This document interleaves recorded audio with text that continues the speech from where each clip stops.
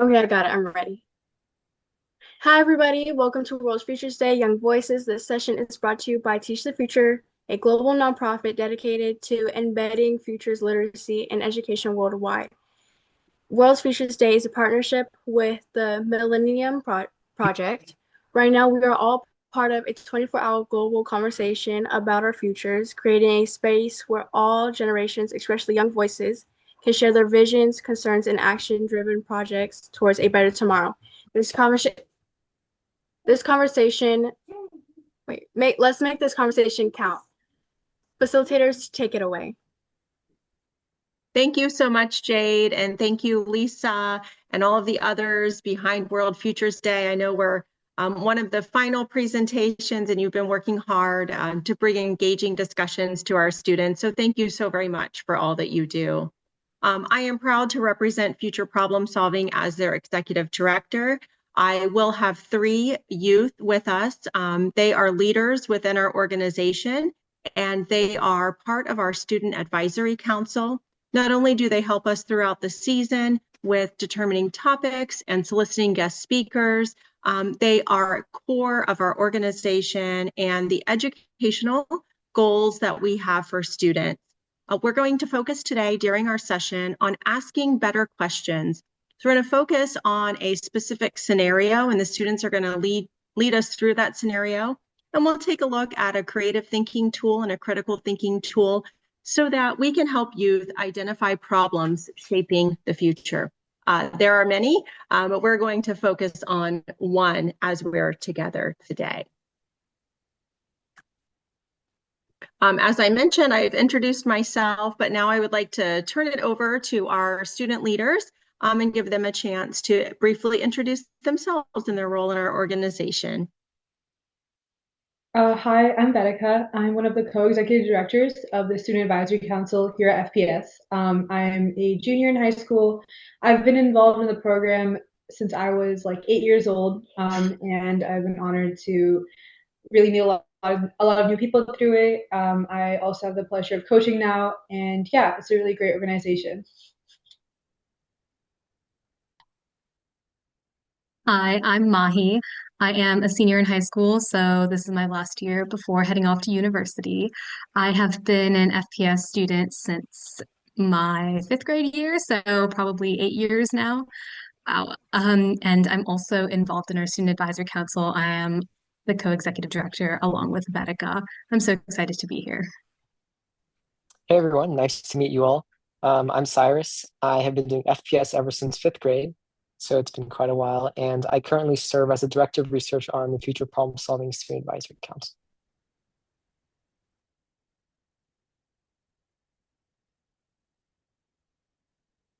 Okay, so just a quick poll to warm up. When we talk about the future, what do you think is more important? Having answers or asking better questions?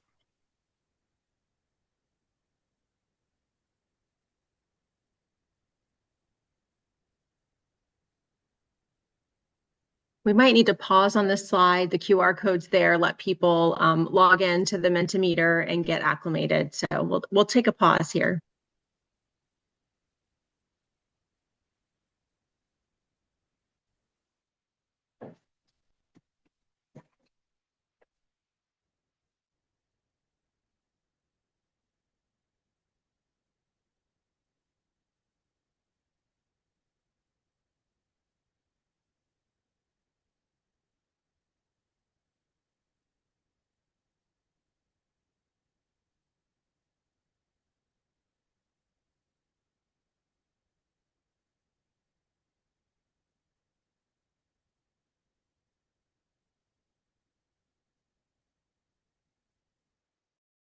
Okay, and yeah, thank you for that. I know, especially in future problem solving, we work on tackling a lot of future issues, and there are a lot, especially in today's world, that a lot of us are really passionate about. So, if you guys want to type in one issue that you guys care about, again, there's a lot to go. Uh, and again, we have our mentee, so if you want, you can type it in there. We can also see in the chat. But yeah, if you scan the QR code, you can type it in right there.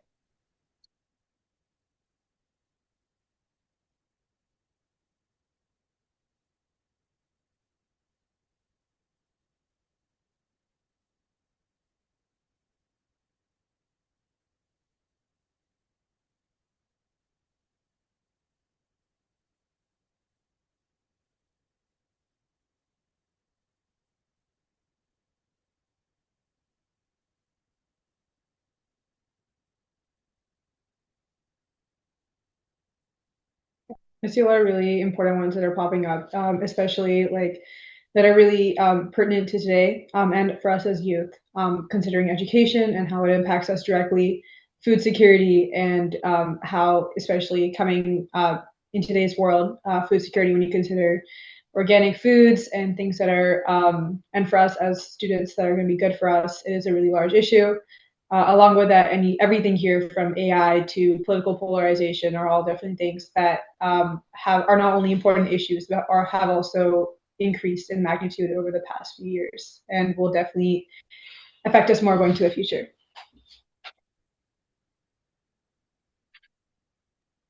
Yeah, So oh, sorry. sorry, go ahead, Cyrus. Okay. Yeah, so I guess as we think about all of these issues from food security, lots of guys I see are passionate about education. I think it's easy to get overwhelmed. We look at a topic like food security, you can think about food supply chains, you can think about futuristic technologies, even the use of AI and optimizing food distribution. And there's so many ways to approach problems like these that it's really easy to get overwhelmed. And even like when I was doing future promising at first, it was easy to like it seemed very daunting and the amount of resources that are available. So a key tenet of future problem solving is this kind of mantra almost like how can we slow down our thinking so we can speed up the impact? And if we can organize our thinking into a nice framework that future problem solving gives us, it turns out that helps a lot with developing solutions and also identifying key issues. That's what we're going to kind of walk you guys through today and maybe show you guys the appeal of future problem solving and how it can guide your thinking and help you kind of go into this problem solving process. So to do that, today we're going to look at a topic from one of our past competitions on throwaway society. So throwaway society covers everything from single-use plastics to fast fashion, which many of you may be familiar with. So we're going to be walking through a quick example written by our future problem solving staff and then going into the entire ideation process. So this is just a quick synopsis of the types of issues that are going to be covered today. So you can see we have this disposable culture all around us, from fast fashion to e-waste. And this kind of problem has an impact on our ecosystems, obviously, with climate change and pollution, but also human health with microplastics. And you may have seen news regarding we're finding all these different ways in which microplastics are being inputted into our body. And finally, we can see also in the future with the UN Sustainable Development Goals of 2030, and how if we don't address these issues now, they're going to keep compounding. And eventually, we need to kind of address the source. And that's what we hope to walk you guys through today. And how do we identify the right problem to solve and develop a solution?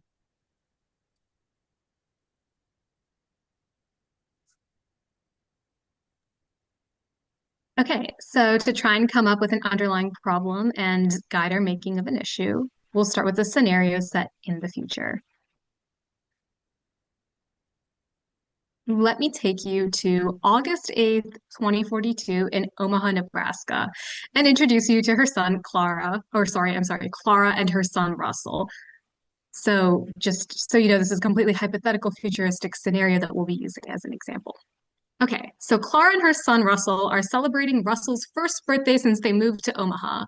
And Clara had struggled to give her son things that kids usually get in light of Omaha's trash laws.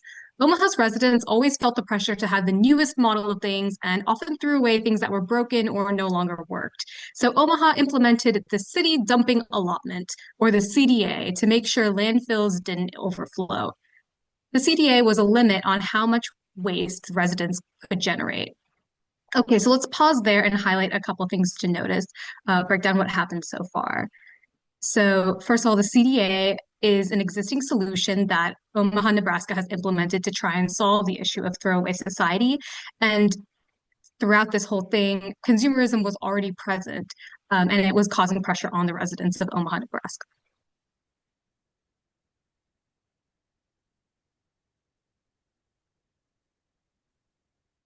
The next part takes us to Russell's birthday party, where there were reusable gifts wrapped in, their gifts wrapped in reusable cloth, and people like Russell's dad chose not even to come because the party would increase his own personal trash output.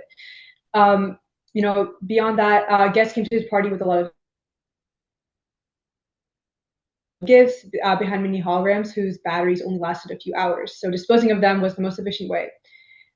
And yeah, even at his school, Russell didn't know if people at his school were, more eco-friendly or like him, just felt the pressure to follow trends for the newest and best things. Before Omaha, he and his friends had a zero waste lifestyle, but in Omaha, he didn't find anyone like that. Yeah. So just kind of to look at what we noticed that there are two main types of people who cared about sustainability and ones who didn't. So when we talk about like major issues, there often are two sides to it, or two opposing sides that can cause some friction, which solutions we need to make.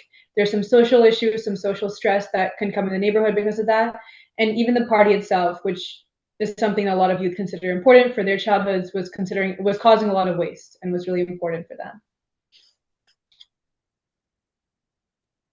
Okay, now for part 3 of our scenario, which is going to deal with basically cleaning up and how do we properly dispose of various things that we don't need anymore. So at Russell's party, Clara also served ready meals, 3D printed, pre-packaged meals with a heating and cooling unit that were in non-recyclable containers.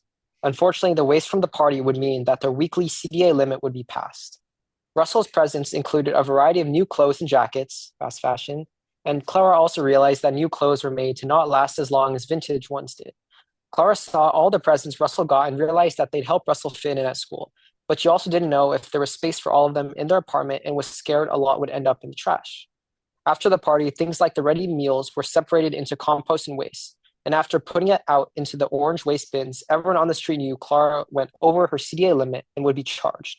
The fee was high and it made her feel ashamed. I'll give you guys a second to think about what are some potential issues here. So at first, the first part of that scenario kind of dealt with her CDA limit being exceeded. And there was a lot of waste from these presents. And the presents themselves, as you guys saw, like their new clothes and jackets, they weren't lasting long. And also the final piece of the puzzle was going over the limit made Clara feel ashamed. And the fact that she had to pay extra also impacted her psychological health.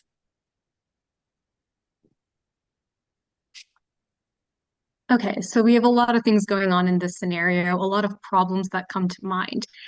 The call to action is what we use to ask the right question, if you will.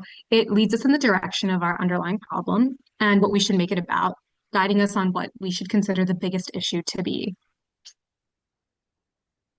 So for this particular scenario, we'll be asked to, or I guess we will ask you, to address the impact of the throwaway society on Omaha residents' well-being, considering how Omaha's throwaway society puts social pressures on their relationships with struggles following the CDA.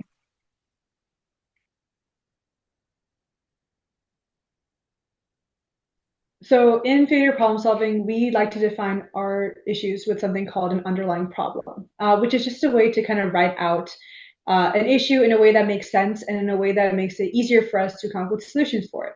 So in an underlying problem, there are two main aspects to it, which is first, its significance. So what makes a good underlying problem is if it is significant, which is that if the issue is solved, it would make an actual impact on the situation that we have. And also the scope. It is impossible to solve the entirety of, in this case, the entirety of throwaway society, or to solve the entirety of the issue at hand.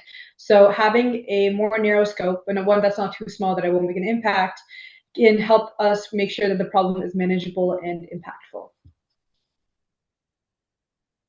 So the next thing we're going to talk about is how do we actually make that choice of what problem we want to focus on in a futuristic scenario. So Cyrus and Maahi and Vedika walked us through a scenario in the future. We don't know for sure that it's going to happen this way, but we can make logical guesses. We can make guesses that birthday parties and society are resulting in a lot of overconsumerism. There's oftentimes a lot of social pressures to have the best things. Parents want to go overboard, especially at the holidays and on birthdays and other celebrations, to make sure that their children have, all the cool things and they feel that excitement at a birthday party. And in the future, there could be limitations on how much trash output we could have as presented in our problem in Omaha in the year 2042. So all of these things are very believable as the future. But there is, like our students mentioned, a lot of things going on in everything we just talked about. So how do we extrapolate something that we can actually sink our teeth into, that we can select as an underlying problem that's going to make a big impact on the situations, without feeling like it's impossible and unrealistic to try to solve everything that's happening in the scenario we discussed. So the 4 Eyes test is something that our organization uses to help students make that decision on what they should focus on. So it's not really your eyes, but we liked this visual to get us thinking. So it's the 4 Eyes, the letter I. The first thing is the interest. So what do you or your team that's working on this problem feel has the biggest interest to you?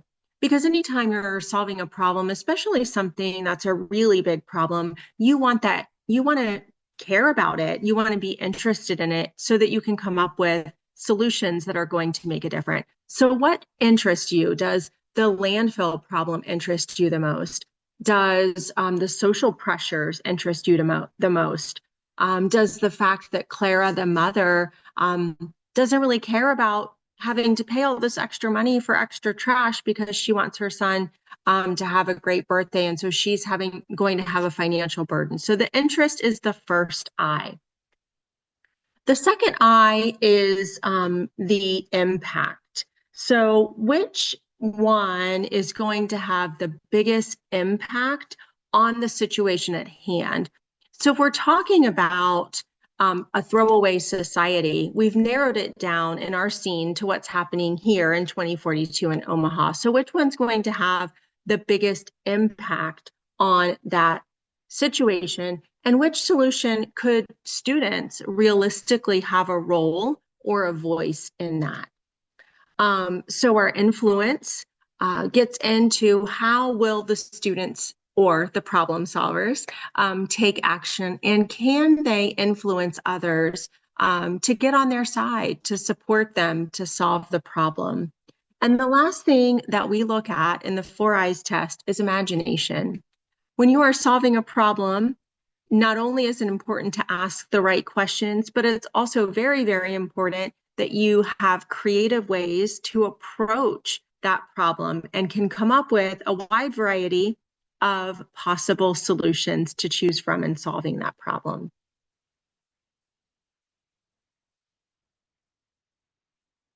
Okay, thank you, April, for that description.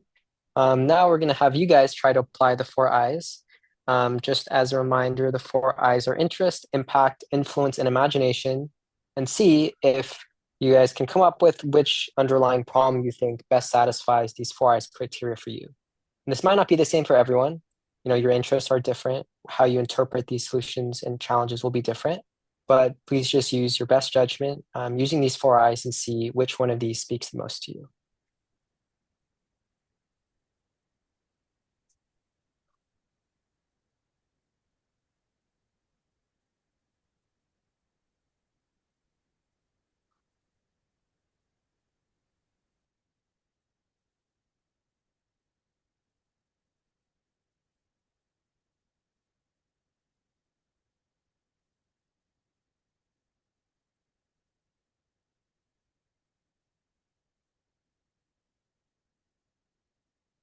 Okay, these are all great ideas. I think it's also kind of a lesson in you can always take a different lens to these issues. You can look at the micro scale. So for one person, Clara, about her stress, like I'm seeing here in the mentees, but also at the macro scale for the entire society, like so the social pressure to waste, the social pressure and the kind of shame associated with going over the CDA limit. So depending on your interest, it might speak more to you to look at the individual level or at the societal level. Yeah, and things like consumerism, or at the meso level as well. So you can kind of take any level you want and find an interesting challenge. And we'll go next into how we can brainstorm solutions later in today's presentation. I'm going to pause here and let everyone get their ideas up. We seem to have a lot of very quick thinking, but it is nice to sort of look through these and read over them again. That might help us springboard or piggyback into other new ideas by learning from each other. So I'll just kind of scroll back and forth and we'll watch the different ideas come up.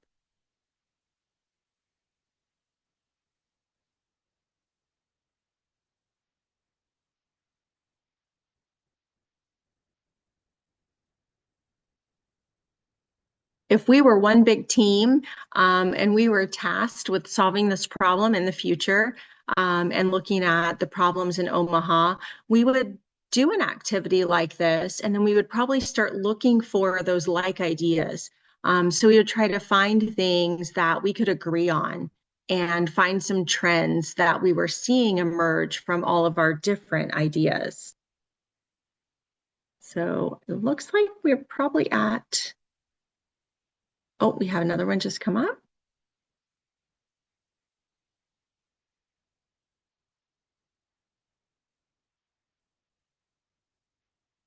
Anxiety, mental health, consumerism, financial stress, too much trash in the landfill. So paying for waste.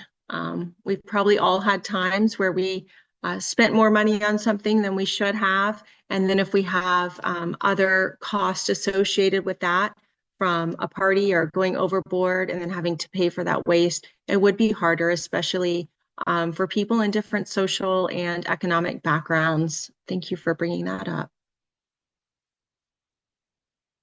Whoops, I think I went the wrong way.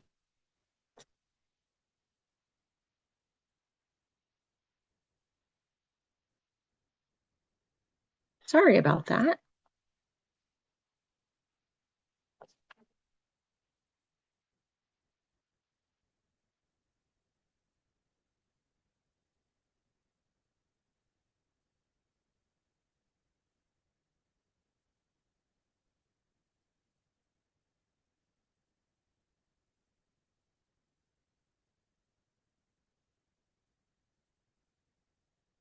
I am so sorry. My presentation's going the wrong way.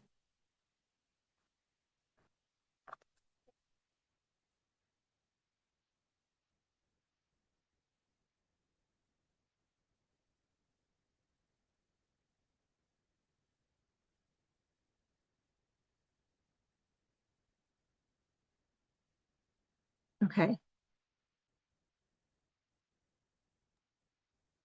That's okay. We're getting a nice recap of the scenario real quick. Very quickly, I'm so sorry. Technology is so great, but it looks like I don't know what happened. Okay, well now we're back. Okay, so we took a look at the various underlying problems, and now I'll turn it back over to the presenter here. Maahi, it's all on you. All right. Yeah, so now that we use the four eyes to kind of get a scope around what we want to consider for our underlying problem, kind of reflect on what you thought the patterns were as we were scrolling through everyone's answers. And we went ahead and made a couple of underlying problems for you guys to vote on. So think about the four eyes, think about the scenario, and take a vote. What do you think would be the best underlying problem for us to focus on? The first of which is how might we promote living sustainably so less pressure is like so that we feel less, so people feel less pressure from this throwaway society. How might we reduce the negative social effects so that people like Clara feel less stress? So this one's more psychological health oriented. And then how might we increase compliance with disposal allotment, so the CDA, so that the financial burden is lower? So which one do you think would be the best for us to address given this scenario? Take a minute to consider, take a minute to vote.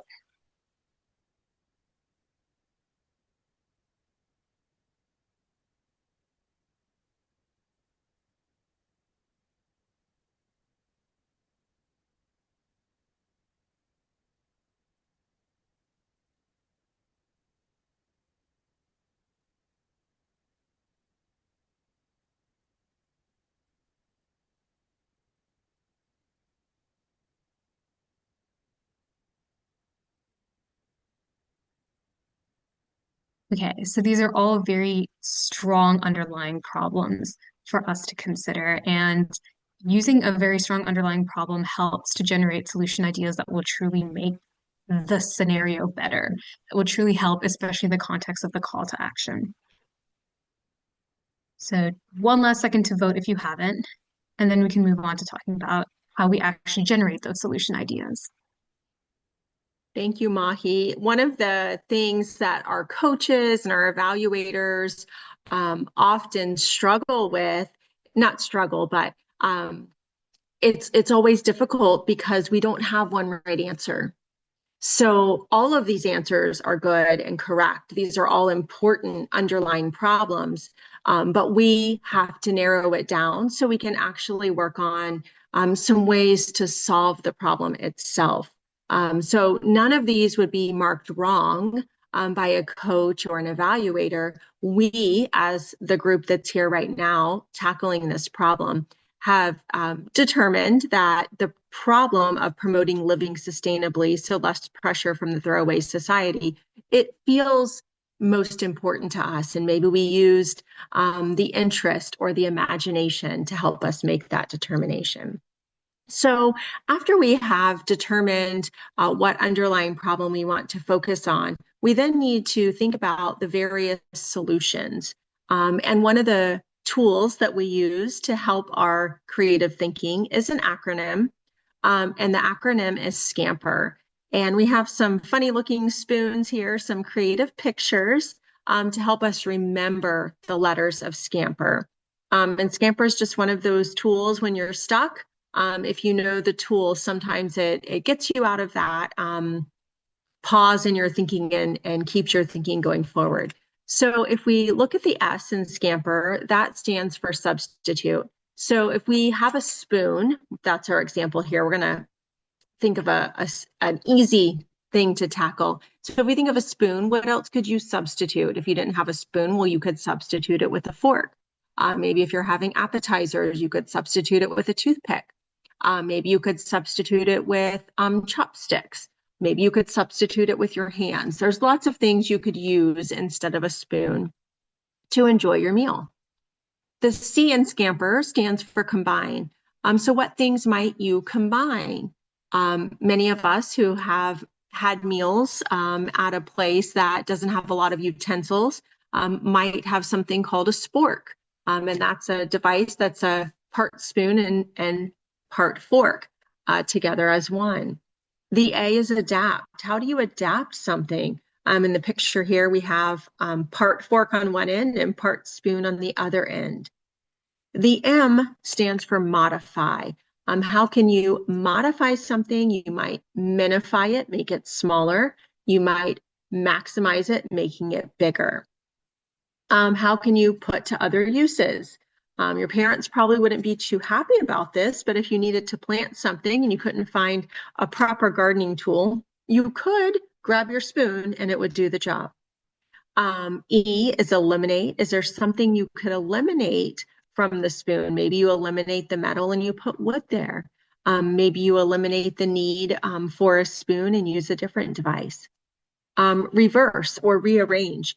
How could you do something different with that spoon? And if you've ever seen those spoons that have the sort of pressure tongs on the end to kind of grab your things, that would work. So SCAMPER is just a way to help us come up with new ideas. And we're going to use and practice SCAMPER, coming up with some solutions for our scenario on throwaway society. I do want to mention that if you are using SCAMPER, don't feel like you have to go in order. And don't feel like you have to come up with an idea for each letter. You might have several things to modify, or you might have several things to eliminate, and you don't have anything for the substitute or combine. That's okay. It's a thinking tool. It can be very flexible to your needs. So our activity is following. So let's try it out. Let's try out SCAMPER with this underlying problem. Because Clara cannot afford the newest fashions and technology and feels worried about what is happening in a throwaway society, how might we reduce the negative social effects so that people like Clara feel less stress? So note sounds like a question so that you can answer it. and see if you can think of any ideas that come to mind. Feel free to go down, scamper, and think of anything that makes sense for this underlying problem. So again, you're trying to reduce negative social effects so that people like Clara in this case feel less stress.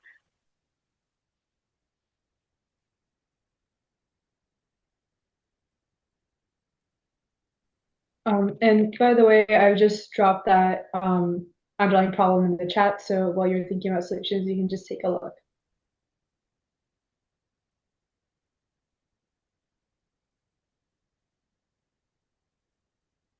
As you're thinking, just a couple of ways you can try and adapt Scamper, just general questions that are kind of more targeted to throwaway society. If you're thinking about substituting, maybe think about what people could use instead of fast fashion or products that are made to be thrown away. So maybe think about the gifts at Russell's birthday party. If you're thinking about combining, maybe you could think about how different ideas or systems could work together, like maybe, I don't know, repair shops in schools could probably help out in a throwaway society so that we're not throwing away broken packaging or anything like that. Maybe if we're thinking about the P, putting it to another use, how could old clothes, packaging, or leftover materials be reused in a new way instead of being thrown away? Going to the R, what if people rented clothes instead of buying them? That's more fast fashion targeted, not really exactly for this scenario, but you get the idea. Maybe what if products were designed to be taken apart and reused instead of thrown away? Or you could even eliminate.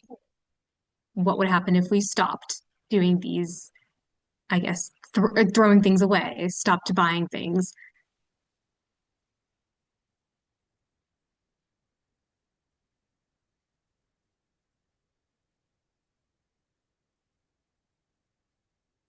Yeah, eliminate the need for presents. I feel like Sorry, I'm go ahead. seeing some, I feel like I'm seeing some ideas that I haven't heard before, and I've used this scenario a few times, so I think we have some top-notch thinking happening.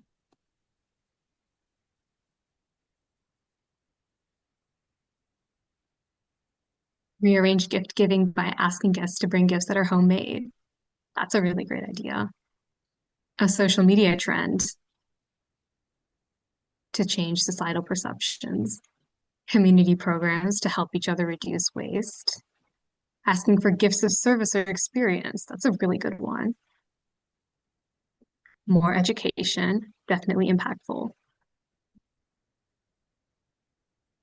Great ideas.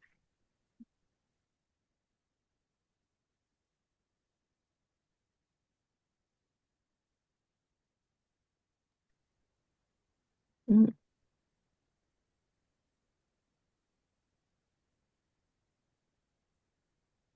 I wonder if the person who just put the idea of playing games rather than presents saw the idea that was off a few ideas ago, asking for gifts of service or experience, and that sort of springboarded their idea of playing games rather than presents. And that's a really strong way to come up with new ideas, is to look at the ideas that are already there, already have been presented, and having it be your springboard for another new idea. It might be similar, but it still goes in a different direction. It's not copying, it's a complement to that other idea and a complement to your creativity for thinking of a different twist on that idea. I also kind of wanted to point out, like with a lot of these solutions, they're so cool because it's like asking for gifts of service or experience instead of like buying material things. It's like a whole shift from consumerism, which we were talking about earlier. It was one of the things that people talked about at the very beginning too. So it's like a whole societal shift. So I think it's really cool that these are the solutions we're thinking about. I just had a solution idea reading these. If we're developing campaigns for thrifting gifts, maybe a solution idea could be having entrepreneurs start thrift stores for gifts or for used items. Well, I guess that's what thrifting is, but specifically for gifts.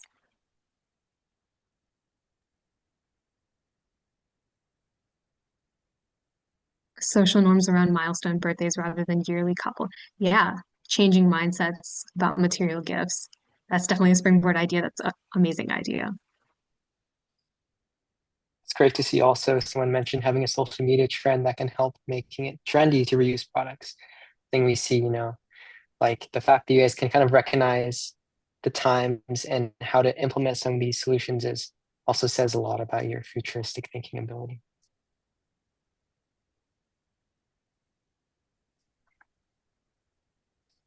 Okay, I think we're going to move on into some more discussions.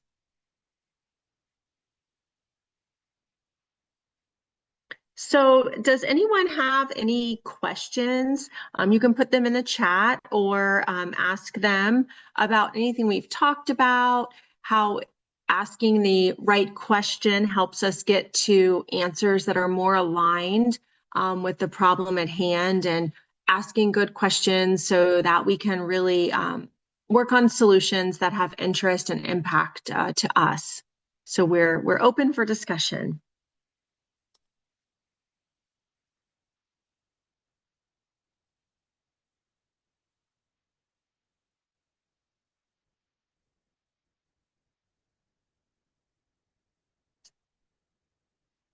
I can also start speaking on this, or for me, especially one that from the word cloud that I'm really passionate about is education. But oh, actually, the question in the chat is really cool. I would want to tackle that. April, if you want to go first, maybe. Oh, sure. I'll read the question. How would you say we could apply these methods in our day-to-day interactions and our future? I think the most important thing that we can apply is knowing that problems of now, problems of the future, can be very overwhelming and very big, and sometimes impacting, whole countries or the entire globe. But yet, if we look at, and when Vedika talked about what the underlying problem was, is when we look at the scope of a problem or we look at a significance, what could we do? We really can make a difference if we ask the right questions. Yeah, I also want to emphasize that the four eyes and the Scamper framework, it's not just for future problem solving in this competition, and even just future problem solving itself. Like, sure, there's this competition component, but the point of it is to teach people, as we'll go into in the final slide, how to think. And I think even you don't have to go through the whole Scamper, all the letters each time, but just having that in mind, right? You can substitute, you can adapt. And knowing these four eyes, you want to choose something that's meaningful to you, something that has impact. So just keeping these frameworks in mind and just the entire process that we went through today can be useful even in school, like a school project or something as big as your entire, life's passion project. I also kind of want to add, like, even especially one thing that I use a lot personally is like having a very clearly defined issue and making sure there's multiple parts to it, so I know what I'm actually trying to solve. And like I use that in like even when I'm trying to decide what to have for lunch, like if I want something that is going to make sure I'm full and is also healthy so that I have energy for the rest of the day. It's just having a well-defined problem makes it easier to tackle things. And because as April said, it can be pretty daunting to think about these really large issues like, whatever, like education and waste and all that. So having a clearly defined way to think about it and also know how to solve it makes it a lot easier. So there's tools in your toolkit that are in your back pocket that you can pull out and use. And Cyrus mentioned Scamper again, and that's just one of the many thinking tools. You're not going to break them, so play around with them and have them work for you when they're appropriate. And sometimes they might not work. Sometimes using Scamper might not be the best approach to coming up with creative ideas. So you find another tool. Maybe you go back to simple brainstorming, or use some of the other tools that we teach, like the morphological matrix, and things like that. So having the tools is truly the best way to help your day-to-day interactions in your future. And Maahi, I think you were going to say something the same time I did, so please go ahead. I was just going to mention there are future problem solving students, probably some of us here, who have been very passionate about a truly large problem a pressing problem now in their own community and have been able to successfully apply this process to tackling that and being able to actually have an impact in like a visible impact in the space around them is something that I think isn't just, for a competition just so you can say you did something. It's if you're passionate about something, this is how you go about doing something about it. I know we've had a lot of students work on projects related to Throwaway Society. We've had students who have collected, clothing closets for their schools. So, if it's a cool day and students need coats, or maybe their resources are limited at home, and they can go into an area at their school and grab a coat, or maybe some socks or mittens that may not have been readily available to be reused and appreciated. And are they stopping landfills? No, but they're making a difference, and they're making a difference on a small scale. And if a lot of us join all our small scales together, we're going to make a big difference.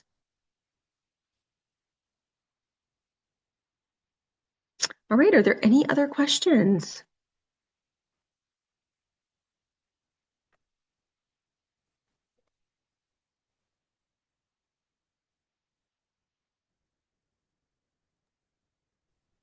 All right, Cyrus, my screen has frozen again. Oh, there it goes.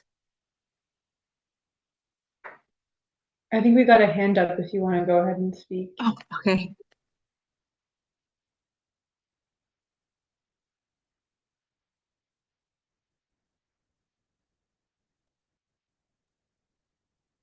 Did the person?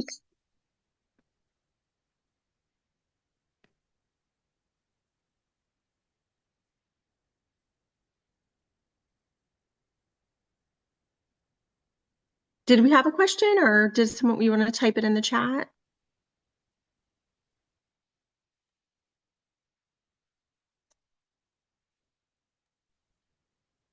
Ethan, do you have a question? I want to give an opinion about the topic. Okay, go ahead.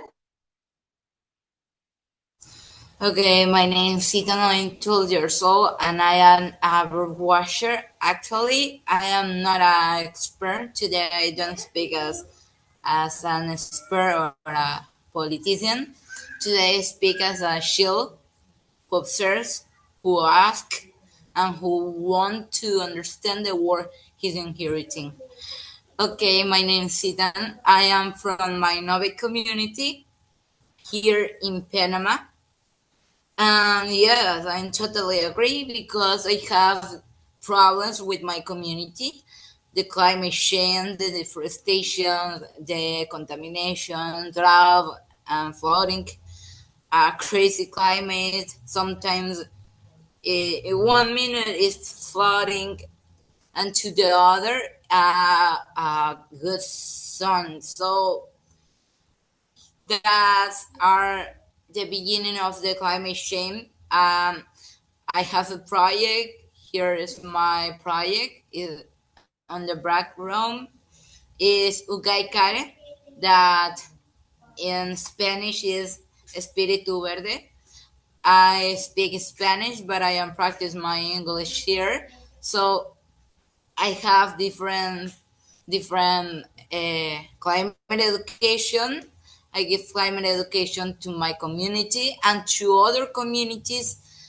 So my principal objective is build a better world for the future generations.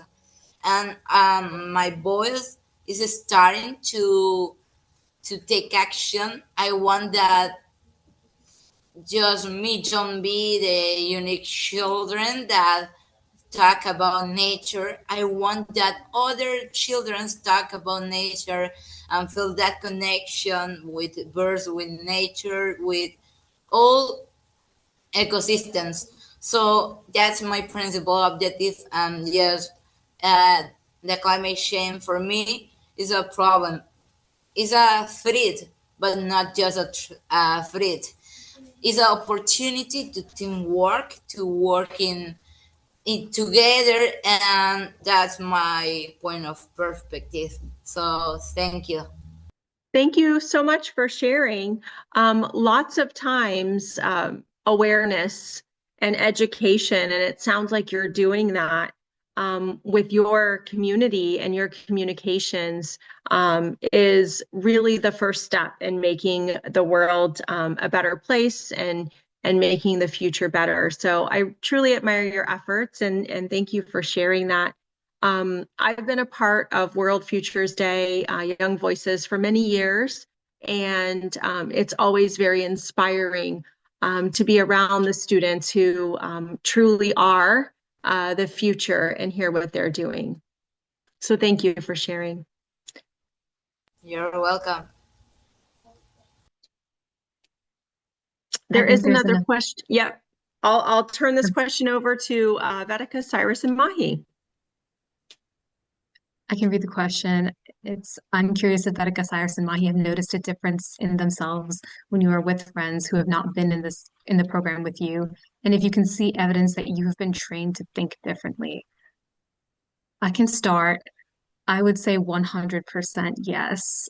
And I guess the most basic example I can give is if there is something going on, even if it's just a minor, like teenager problem that we're trying to figure out. I have a friend who will jump to conclusions. Let's do this. Let's go, go, go. We have to do this, this, and this. And I like to say I'm the brake to her accelerator, because I'm kind of like, okay, slow down. What is actually the problem here? And what are you actually trying to solve? And okay, so we could do this or we could do this. And sometimes it's really weird because sometimes I'll have a friend who does know the program. She's like, you sound like you're doing future problem solving. I was like, yeah, my bad, I guess. But I think for sure it makes a difference. And also, I feel like a lot of things go so much more smoothly because of it. So it's definitely impacted me. I think beyond just friendship interactions, I'd say that future problem solving has been a big influence in my like overall life. And I have to say it's kind of informed my career choices. I've kind of so I'm interested in going into neuroscience. I want to be a neurosurgeon, and that's because I did a little bit of FPSing with my options and said, okay, so what would I be best at tackling? What am I interested in? What will be the most impactful, etc. So um, that that's definitely been a really big part of my life. So yeah.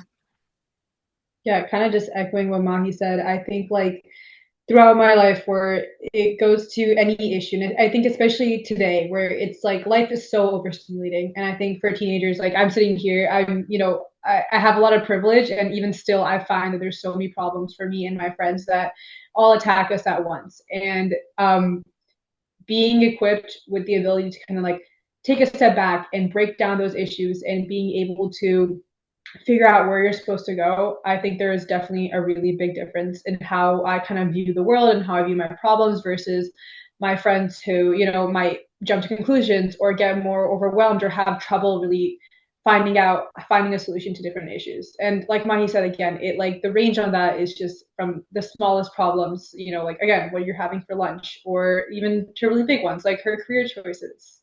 So yeah, I think, and also the program in general, I think just teaches you a lot of critical thinking. So beyond just defining problems, just like implementing that creativity and knowing how to think, not what to think.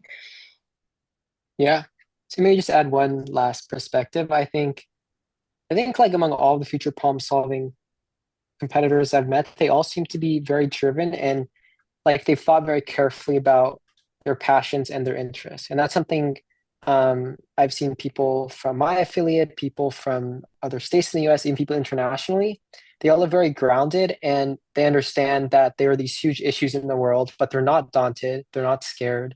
They know that they can make a difference. It doesn't have to be like a world-changing difference, maybe someday, but they understand how to break down issues like Vedek and Mahi were saying, how to analyze problems and solutions. And I've just been really impressed by kind of the caliber of students in thinking about issues. Well, I think that was an excellent way to wrap up. I think we're at time. Is that true, Lisa?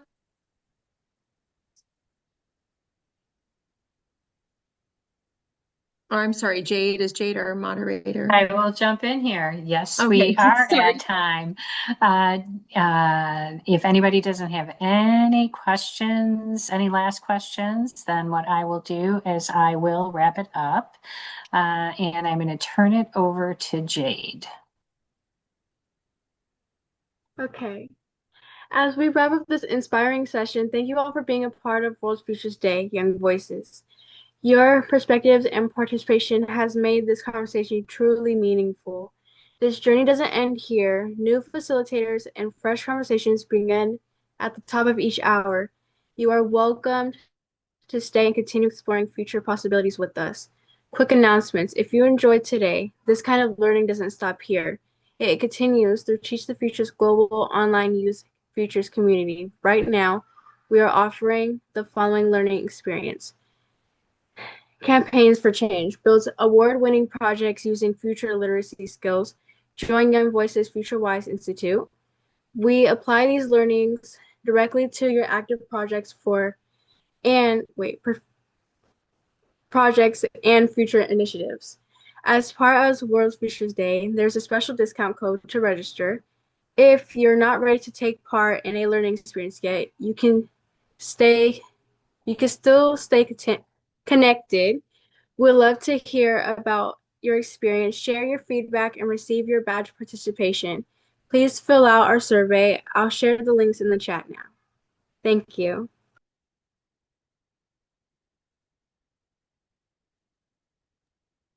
Thank you, Jade.